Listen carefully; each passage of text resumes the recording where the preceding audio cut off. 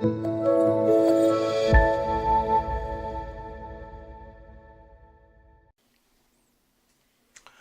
반갑습니다. 우리 오늘 지역사회 복지론 세 번째 수업 시간이죠. 자, 지난 시간에 이어서 우리가 지역사회 복지 실천의 이념 공부하고 있습니다. 매우 중요한 거예요. 자, 우리 정상화 이념에서 이제 사회 통합, 사회적 연대까지, 그리고 이제 탈시설화라고 하는 말이 등장합니다. 탈시설화.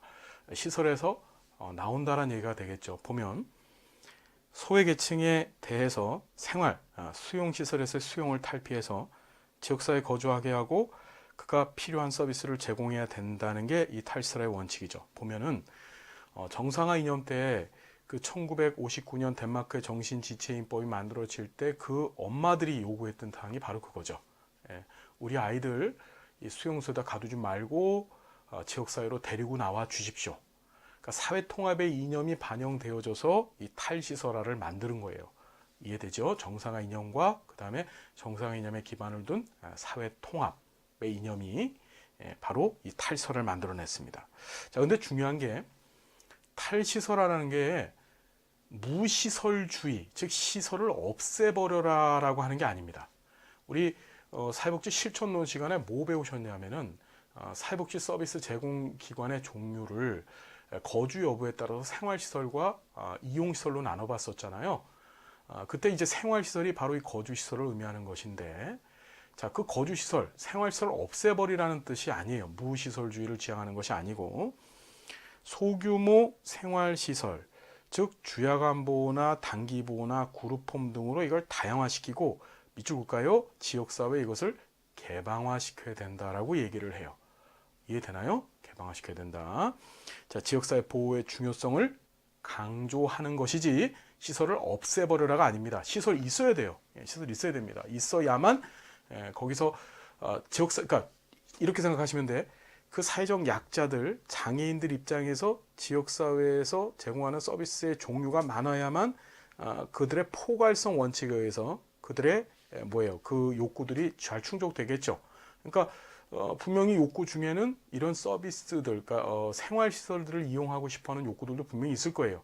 그러니까 그거를 없애라는 것이 아니라 그것들을 좀 더 어떻게 밀착형 그리고 개방화시켜서 지역 주민들, 그러니까 폐쇄적으로 운영하는 것이 아니라 개방화시켜서 지역 주민들이 자유롭게 보고 그 다음에 어떻게 사는지도 체험하고 이렇게 할 수 있게 만들어야 된다는 것이 바로 이 탈시설화 개념이다. 지역사회 보호 중요성을 강조했고, 이것 때문에 재가복지가 활성화되겠죠. 재가복지 뭔지 아시죠? 탈시설화가 됐으니까 주민들이, 그러니까 이 사회적 소외계층들이 어떻게 돼요? 지역사회에 흩어져서 삽니다. 그러니 서비스의 방향도 어떻게 돼요? 이들이 있고 있는 곳에 서비스가 찾아가는 재가 서비스로 탈바꿈해야 되겠죠. 자, 그러면서 이제 사례관리 기법, 우리 앞에서 공부하셨었어요. 실천론 시간에.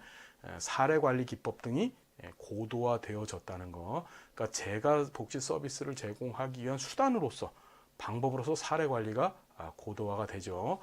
요 라인들, 그러니까 요 이어지는 순서들 잘 좀 기억해 두시고. 자, 가족주의, 국가주의라고 하는 말이 등장합니다. 이것도 시험에 자주 등장을 해요.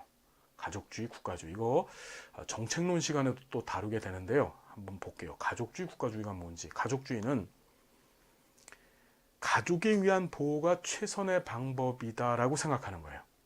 뭐라고? 가족에 의한 보호가 최선의 방법이다.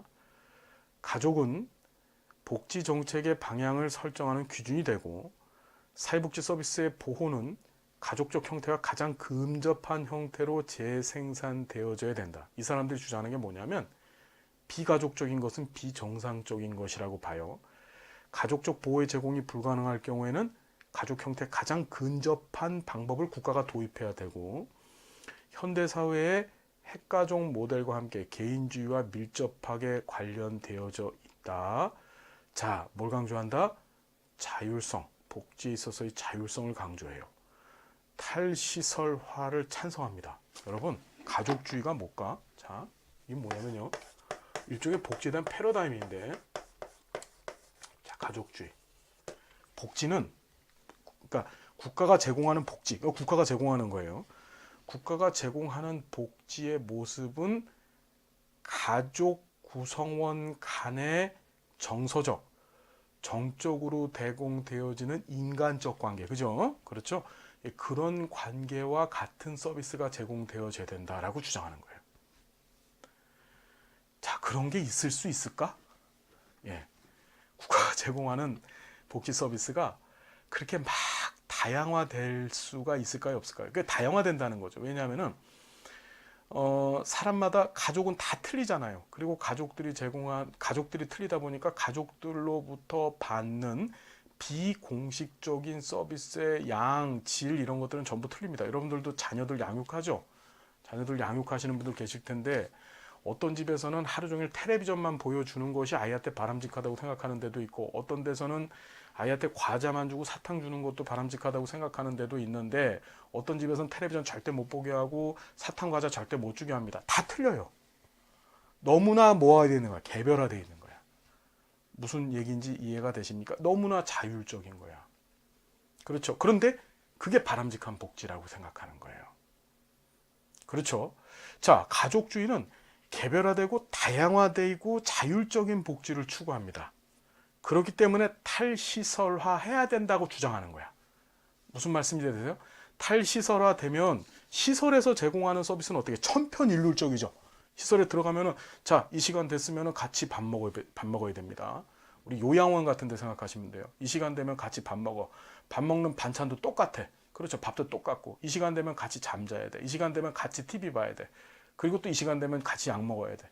이해되죠? 예, 가족주의는 그건 잘못됐다라고 얘기하는 거예요. 다 사람마다 틀리고 개별화되게 해줘야 된다. 자, 그래서 탈시설화가 돼서 지역사회에 나오면 개별적인 욕구에 대응할 수 있는 각각의 서비스들을 개발해서 거기에 맞게끔 서비스 제공해줘야 된다라고 얘기를 하는데 중요한 것은 여성의 부담이 증가되고 시설 보호에 대한 무조건적인 비판이 발생하는 거예요. 가족주의, 자, 중요한 거. 결국은 그런 서비스를 국가는 제공할 수가 없어요. 결국은 가족주의화 돼서 국가가 해당 관련된 서비스를 개발하라고는 얘기를 하지만 궁극적으로는 그런 서비스 개발할 능력이 못 되는 거야. 무슨 말인지 되시죠? 그럼 누가 해야 되느냐? 자, 우리 사회복지 서비스를 크게 분류를 하자면 사회적 약자, 아동하고 노인이거든요. 그렇죠? 아동을 대상으로 한 보육이죠. 보육과 그다음 노인을 대상으로 한 부양인데 이 의무 다 누가 하느냐? 여성들이 해요. 그래서 가족주의가 되면 결국은 국가가 하는 일이 많이 줄어들고 이해되죠? 그걸 누가 해? 가족 내에서도 누가 해? 가장은 나가서 돈 벌어오고 그 부양하고 양육은 엄마가 해야 되는 거야. 여자가. 그래서 어떻게 돼? 여성의 부담이 증가되고 시설 보호에 대해서 그냥 비판해버려요. 이 사람들은. 시설도 필요하다고 말씀드렸죠. 탈시설을 하면서. 그죠? 네, 정리됐죠? 자, 가족주의는 탈시설화를 찬성한다. 정리됐고, 자, 국가주의, 다른 말로 집합주의라고 하는데 모든 인간은 상호 의존할 수밖에 없다라고 전제를 다 깔고 보호활동에 부담이 분산되어져야 된다고 얘기를 해요. 특정한 개인에게 보호의 부담이 발생하지 않고 책임성, 국가는 모든 사회 구성원에 대한 사회적 책임을 지니고 포괄성, 집합적 책임이 적용되는 영역은 공적, 사적 영역을 다 포함해. 다 모든 욕구 다 해결해야 된다는 누가? 국가가. 이해되죠? 자, 보호의 체계는 보호를 제공받는 개인의 욕구와 취향에 맞춰져야 되고 가능한 넓고 다양한 범위의 대인관계를 형성할 수 있는 최대한의 기회를 제공해야 된다. 개인이 원하는 방향으로 기술과 재능을 개발할 수 있는 최대한의 기회를 제공해야 되고 경제적인 안정을 보장해야 된다고 얘기를 해요. 이 사람들은 탈시설을 반대하는 겁니다. 원칙은 장황하지만 이건 원칙이에요. 국가가 제공하는 사회복지 서비스는 일률적일 수밖에 없습니다. 그렇죠, 여러분? 이해되죠? 그렇기 때문에 수용해야 돼요. 그래서 아까 말씀드린 것처럼 요양원처럼 이거 이렇게 정해놓고 똑같이 개별적인 욕구, 자율성 이런 거 다 무시하고 똑같이 주어질 수밖에 없습니다. 그것이 바로 이 국가주의예요. 자, 그래서 문제점은 공공과 사적 영역 간의 구분이 명확치 않고 시설의 폐쇄성, 경직성이 발생한다. 자, 정의, 가족주의는 탈시설화에 대해서 찬성하고 국가주의는 탈시설화에 대해서 반대한다. 시험 문제 나왔다. 정리됐죠? 자, 시설의 사회화. 얘도 시험에 자주 등장하는 용어인데요. 탈시설화 이념을 실현한 것이다. 사회복지시설의 전반, 운영, 그 다음에 공간시설, 장비, 그렇죠. 지역사회 개방해버리는 거예요. 우리가 탈시설화는 무시설화를 의미하는 것이 아니고, 기존 시설이 있으면 이걸 지역사회 뭐라고 개방하는 거라 그랬죠. 자, 그 개방한 결과가 바로 시설 사회화라는 거예요. 그래서 지역사회 구성원들이 개별적 및 조직적 형태로 그 운영에 민주적으로 참여시키고, 시설 서비스의 영역을 시설 생활자뿐만 아니라 지역사회 구성원까지 확장시키고 지역사회 자원을 폭넓게 활용한다. 지역사회 관계를 유기적으로 발전시키는 과정이 바로 시설사회화다. 자, 시설사회화가 뭐냐면은,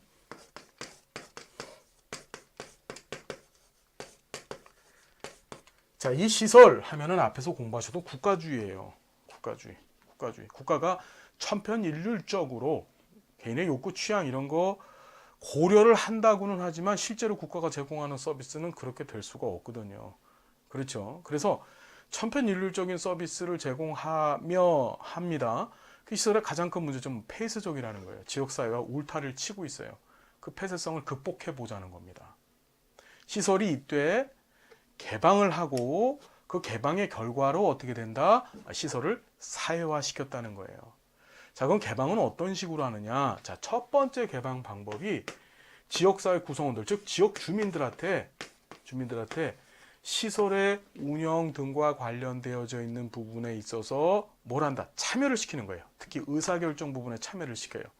우리나라 같은 경우에도 이제 법조론 가서 공부하겠지만 사회복지사업법이라고 하는 법상에 모든 사회복지 시설들은 운영위원회를 두게 돼 있어요. 뭘 둔다? 운영위원회를 두게 돼 있어요.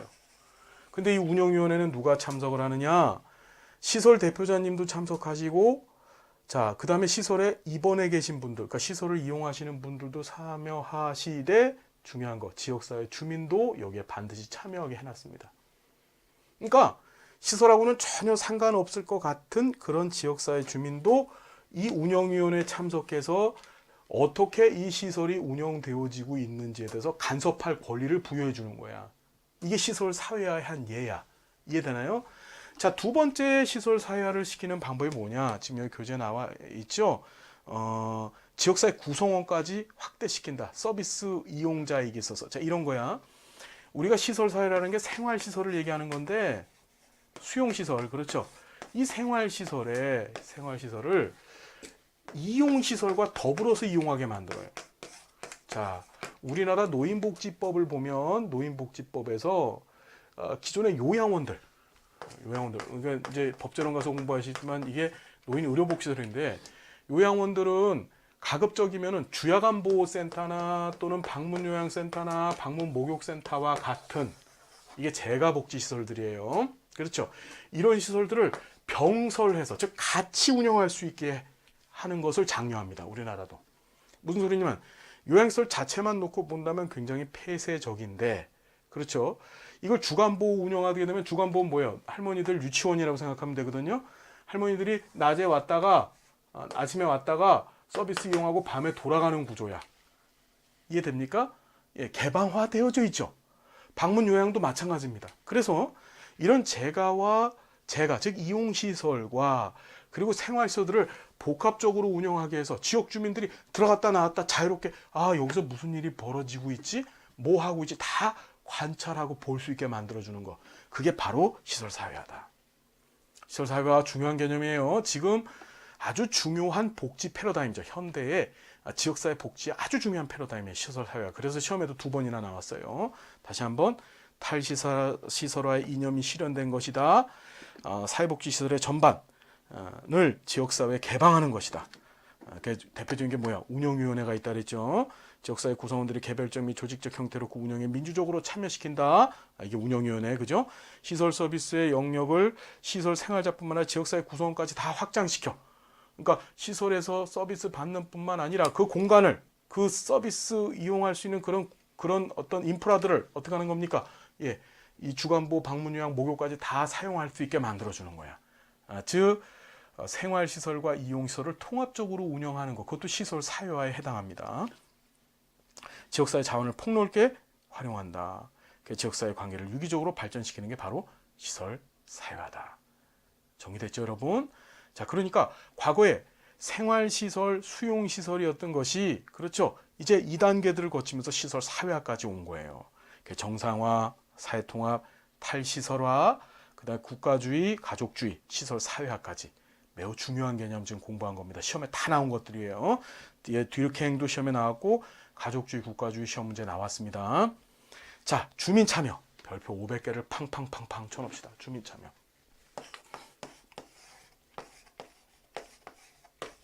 여러분, 자, 지역사회 복지론에서는 시민이란 말을 쓰지 않아요.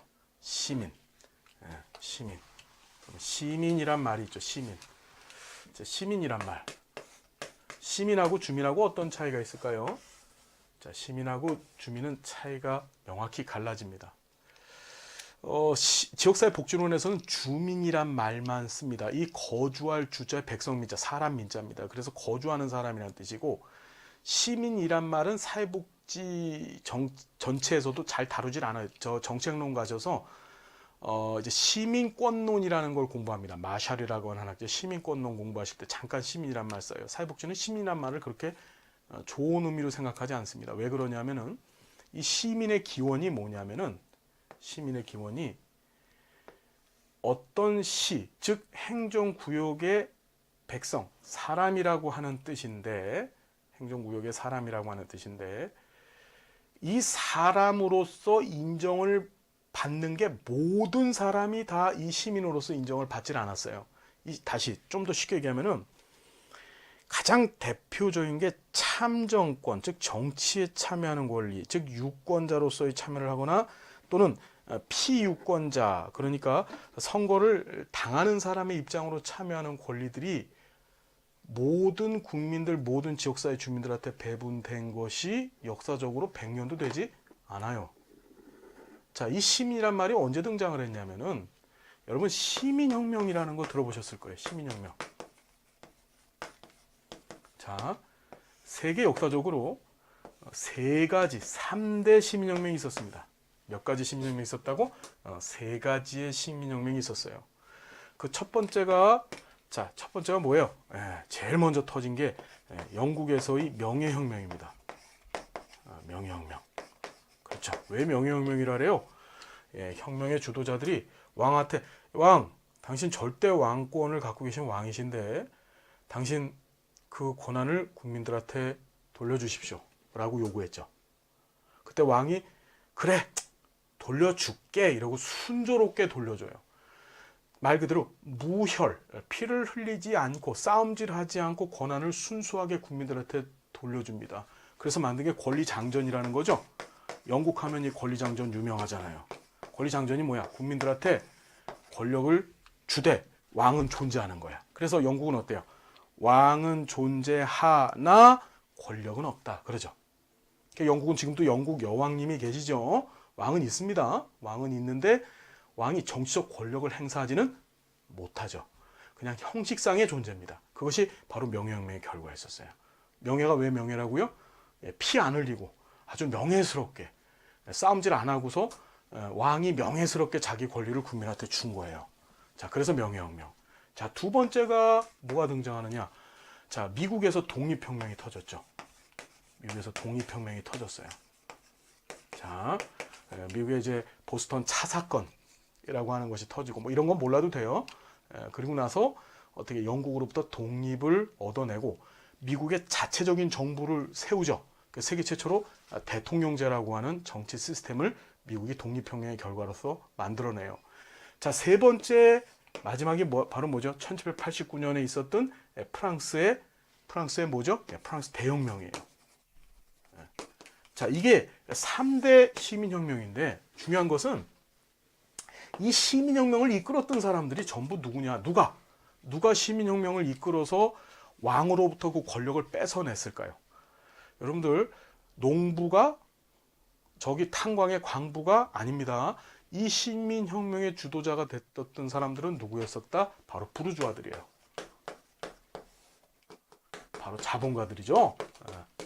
자본가들이 이 시민혁명의 주체가 됩니다. 그러면 이들이 돈을 많이 갖고 있는 사람들인데 이 사람들이 시민혁명을 일으켜서 권력을 잡은 다음에 누구를 위한 정치를 했겠어요? 가난한 사람들을 위해서 정치를 했을까요? 아닙니다. 이 사람들은 부자들을 위한 정치를 하죠. 이해되죠? 그래서 사회복지 관점에서 보면 이 시민이라고 하는 존재는 가진 자, 더 푸어가 아닌 더 리치를 의미하고 있어요. 그래서 시민이란 말 잘 쓰지 않고, 자, 지역사회복지론에서는 뭐 한다? 주민이란 말 씁니다. 거기에 거주하는 사람들. 이해되죠? 자, 주민은요, 그곳에 거주하는 사람들입니다. 거주하는 사람들. 자, 어떤 의미를 갖고 있느냐? 어떤 의미를 갖고 있느냐? 이 주민 참여라는 말이. 이 주민 참여는 지역사회 복지론 전체를 다 통틀어서 지역사회 복지론의 주제예요, 주제. 지역사회 복지 실천을 하는 이유도 주민 참여시키려고 하는 거예요. 주민이 자기 문제가 뭔지를 알고 그 문제를 해결하기 위해서 적극적으로 동참하게 만들겠다는 게 주민 참여예요.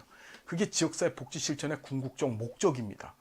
무슨 얘기인지 아시겠죠? 그래서 자, 주민 참여, 지역사회 복지 실천의 가장 중요한 이념이다. 다시, 지역사회 복지 실천의 가장 중요한 이념이 뭐라고? 주민 참여.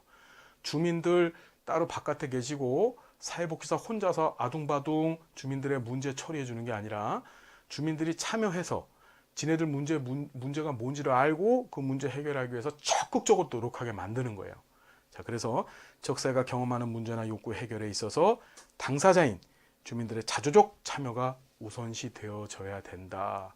이것이 바로 뭘 만들어낸다? 지역 사회의 역량을 강화시킨다라고 얘기하는 거예요. 자, 네트워크 구축. 이용자 중심의 서비스 제공을 위해서 지역사회 내 산재되어 있는 서비스 제공 주체 및 주민들의 조직화, 연계 등이 이루어진다. 그러면 네트워크 구축은 무슨 성 때문에 하는 거예요? 아까 전에 얘기대로 본다면 통합성 때문에 하는 거죠. 통합성 때문에. 그죠?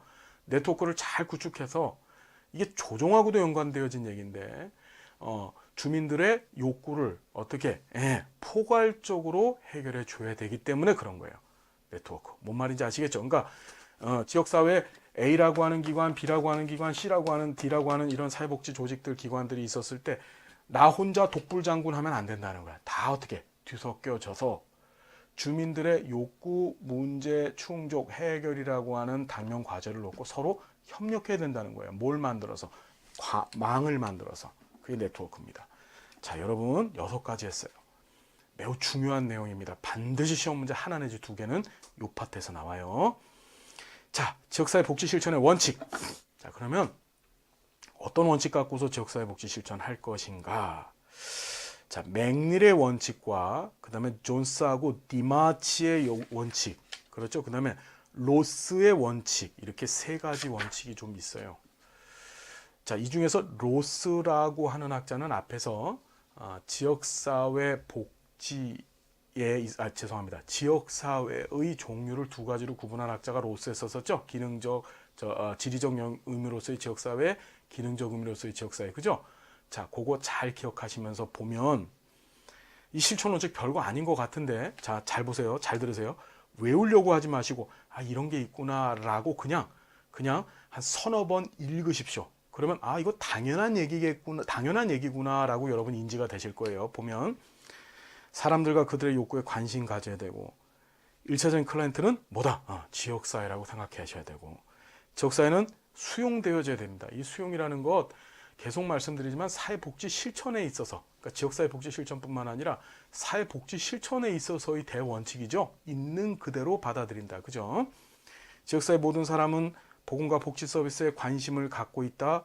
이들의 적극적인 참여는 각계각층의 이익을 대표한다라고 보는 것이고, 즉 지역사회 주민들을 많이 참여시킬 수 있는 것이 바람직하다고 보는 것이고, 욕구와 사람들과 집단들 사이의 관계의 가변성을 인식해야 되고, 모든 사회복지관과 단체는 상호의존적이고 과정으로서 지역사회복지 실천이 사회복지 실천의 한 분야임을 인식해야 된다.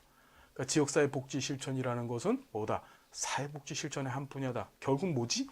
사회복지 실천에서 사용하는 기술, 방법들, 그죠? 가치관, 이념, 이런 것들이 지역사회복지 실천에도 활용되어져야 된다. 그 얘기죠. 존스 디마치가 얘기했던 거, 많어 지금. 지역사회 조직은 수단이며 목적이 아니다. 별표 500개. 다시, 지역사회 조직하면 바로 뭐지? 지역사회 기관이나 뭐 기관에서 일하는 직원이나 사업 기술, 뭐 프로그램 이런 것들이에요. 이런 거는 지역사회 주민들의 욕구나 문제, 즉 복지 향상, 삶의 질 향상을 위한 수단이지 이게 목적이 될 수는 없죠. 조직을 위해서, 서비스 제공 조직을 위해서 복지가 존재하는 거 아닙니다. 주민들을 위해서 복지가 존재하는 거 당연한 얘기죠. 너무나 당연한 얘기인데 이게 시험에 나오면 또 틀려. 그 다음에 각 지역사회는 특유의 성격과 문제 욕구를 갖고 있고 효과적으로 돕기 위해서는 어떻게 동그라미 개별화해야 돼. 우리 개별화라는 말도 사회복지 실천의 아주 중요한 원칙이죠. 개별화는 뭐예요? 다 틀리다. 사람마다 지역사회도 역시 다 지역사회마다 다 틀리다. 그렇기 때문에 그들에게 맞는 맞춤형 서비스가 필요하다. 그렇죠. 그게 개별화입니다. 지역사회는 개인과 마찬가지로 자기결정권 권리가 갖고 있다. 이것도 여러분 실천론에서 공부하셨던 거죠. 자기결정권의 권리. 이거 매우 중요한 실천의 원칙입니다. 사회적 욕구는 지역사회 조직의 토대다. 자, 지역사회 조직 왜 만들어지느냐? 사회적 욕구 때문에 그래요. 지역사회 조직이 뭐야? 지역사회에 있는 복지관 같은 것들이에요. 복지관이 왜 만들어졌어? 결국 주민들의 욕구를 해결하려고 만들어진 거지. 주민들의 욕구가 없대면은 이런 조직이 만들어질 이유가 없는 거예요. 그죠? 그래서 욕구는 지역사회 조직의 토대, 즉 만들어진 이유다. 자, 사업 선정에 있어서 사회복지관 자체 이익보다 지역사회 복지가 고려된다. 이런 게 시험 문제 나와서 틀리면은 여러분 심각한 거죠. 당연히 지역사회 복지가 먼저 고려돼야 되고, 조정이란 성장을 위한 과정이다. 조정 뭔지 계속 말씀드렸어요. 조정하면 뭐 생각나야 돼? 통합성 딱 하고 생각나야 돼. 지역사회에 있는 많은 기관, 조직들 간의 상호 연계 조정을 통해서 어떻게 된다? 통합성을 이룬다 그랬죠. 주민들의 욕구를 포괄적으로 해결하기 위한 방법이에요. 자, 그래서 공동의 이익과 목표에 대한 지적인 인식에서 이루어져야 되고, 사회복지 실천을 수행하기 위한 구조는 가능한 한 어떻게 된다? 당연히 단순해야 돼요. 왜? 비전문가인 주민들을 대상으로 합니다. 그들이 또 주체가 되어져요. 전문가가 하면 복잡해도 되는데 비전문가가 하다 보니까 어떻게 돼? 단순해야 되는 거예요. 지역사회 서비스를 공평하게 분배해서 모든 사람들이 차별 없이 평등하게 이용할 수 있게 해야 되고, 뭐 당연한 얘기고요. 접근 방법을 결정짓는 요소는 지역사회 욕구여야 되고, 문제 해결의 접근 방법에 있어서 지역사회 다양성이 존중돼야 되고, 다양성 동그라미 치고, 복지관 협의체에는 광범한 이익이 반영되어 있어야 되고, 여기서 광범한 집단의 이익이라는 건 바로 뭐지? 지역사회를 구성하고 다양한 하위 집단들을 얘기하는 거예요. 그러니까 협의체가 만들어졌었을 때 지네들 이익 또는 소수의 가진 자들만의 이익이 아니라 그렇지 못한 사람들도 그런 이익들도 어떻게 된다? 존중해 줘야 되고, 지역사회 복지기관 간의 집중 분산의 균형이 있어야 되고, 그죠? 지역사회 내에 존재하는 집단들 간의 의사소통을 가로막는 장애는 제거돼야 되고, 지역사회는 전문가의 도움이 필요하다. 바로 사회복지사가 필요하다는 거예요. 그런데 이건 도움입니다. 도움 수준이에요. 사회복지사가 가서 다 뜯어 고치겠다는 것이 아니라 사회복지사의 도움만 있으면 된다는 겁니다. 자, 로스 앞에서 공부했다 그랬지요. 지역사회 복지는 실제적 원칙인데 추진회를 매개로 한 지역사회 복지 실천의 원칙이 등장하는데 내용이 좀 복잡합니다. 자, 복잡하고 중요해요. 그래서 요거 우리 다음 시간서부터 로스 얘기를 좀 진행하겠습니다. 여러분 할만 하시죠? 예. 자, 할만 하시죠? 지역사회 복지론 우리 교재하고 제 강의 들으시면은 확실하게 합격할 수 있습니다. 전혀 문제되지 않아요. 잘 좀 따라와 주십시오. 자, 오늘 학교에서 너무나 감사하고요. 다음 시간 우리 행복한 모습, 즐거운 모습으로 또 만나 뵙겠습니다. 여러분 힘내십시오. 힘내세요. 지금 여러분들 앞에 얼마만큼 시간이 남았는지 모르겠는데요.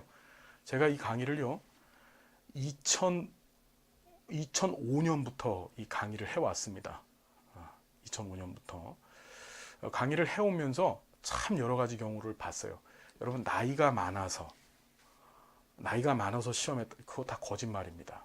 제가 같이 공부하셨던 분 중에서는요, 진짜 거짓말 안 하고 76에 합격하신 분이 계셨어요.